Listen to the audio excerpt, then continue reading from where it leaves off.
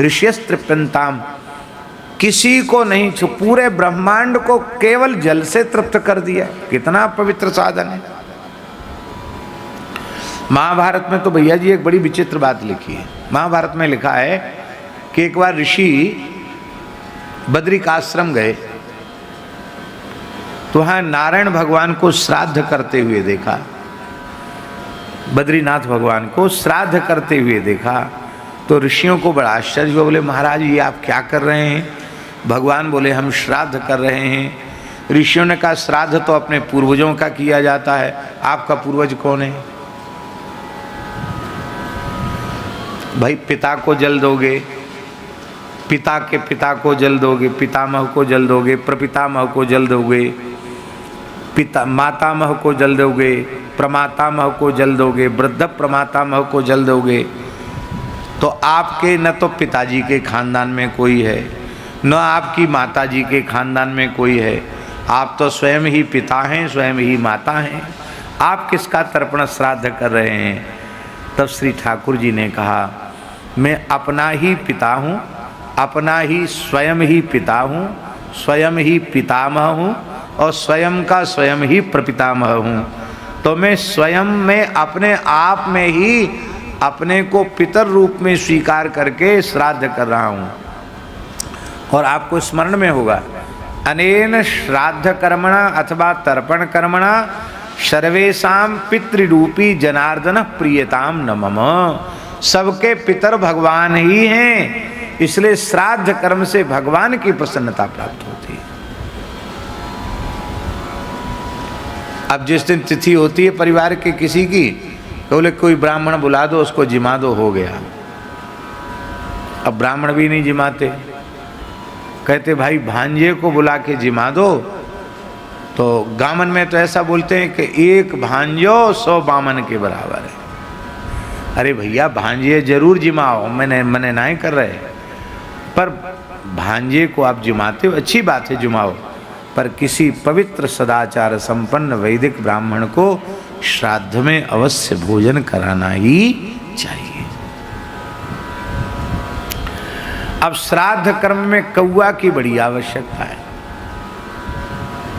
पितर पक्ष आते हैं तो कौओं को आवाज दी जाती नहीं, आओ आओ आओ आओ, कौआ आते हैं। कौओं को भी एक भाग कौओं को दिया जाता कि नहीं दिया जाता? और काकों को काक बलि देने से पितरों को प्रसन्नता प्राप्त होती है, तृप्ति होती है। तो कौआ बोले भले ही हम चांडाल पक्षी रहे सही, पर श्राद्ध कर्म जो पितृकर्म, जो देव कर्म से भी आवश्यक कर्म है, उसकी पूर्ति बिना हमारे खाए नहीं होती है। तो हमको आपने कुपक्षी कैसे कह दिया? महाराज जी सब चुप रह गए। भाई तुम ही बताओ कुपक्षी कौन है? बोले उड़ने वाले को पक्षी कहते हैं, पक्ष वाले को पक्षी कहते हैं। और उड़ने का काम चमगादड़ भी करती है। चमगादड़ करती उड़ने का काम, उड़ती नहीं चमगादड़।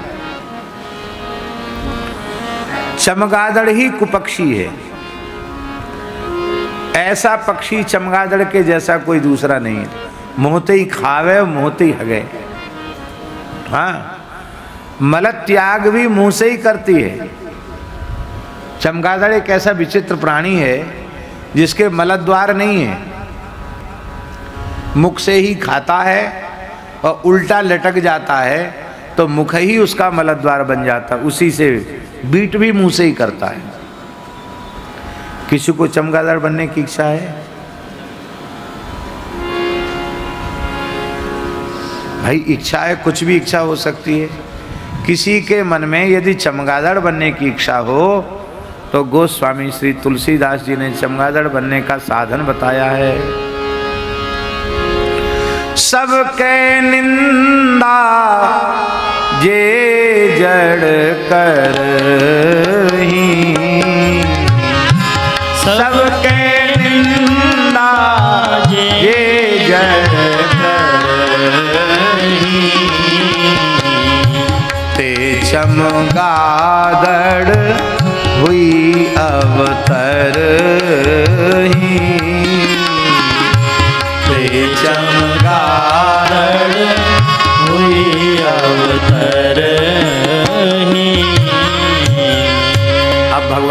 व्यंग में कहा कि छंद की पूर्ति के लिए कहा है तो गोस्वामी जी जाने, पर अवतर ही कहा, बोले उनका अवतार होता है। जो सबकी निंदा करते हैं उनको चमगादड़ की योनि में जाना पड़ा। बहुत से लोग ऐसे होते हैं, उनमें उनका स्वभाव होता है, किसी में उनको गुण दिखता ही नहीं, सब में दोष ही दिखाई पड़ते हैं।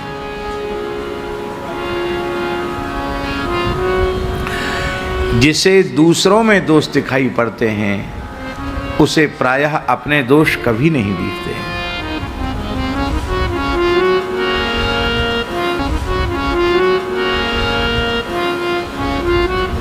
स्वदोष दर्शन से परदोष दर्शन रूपी दोष की निवृत्ति होती है।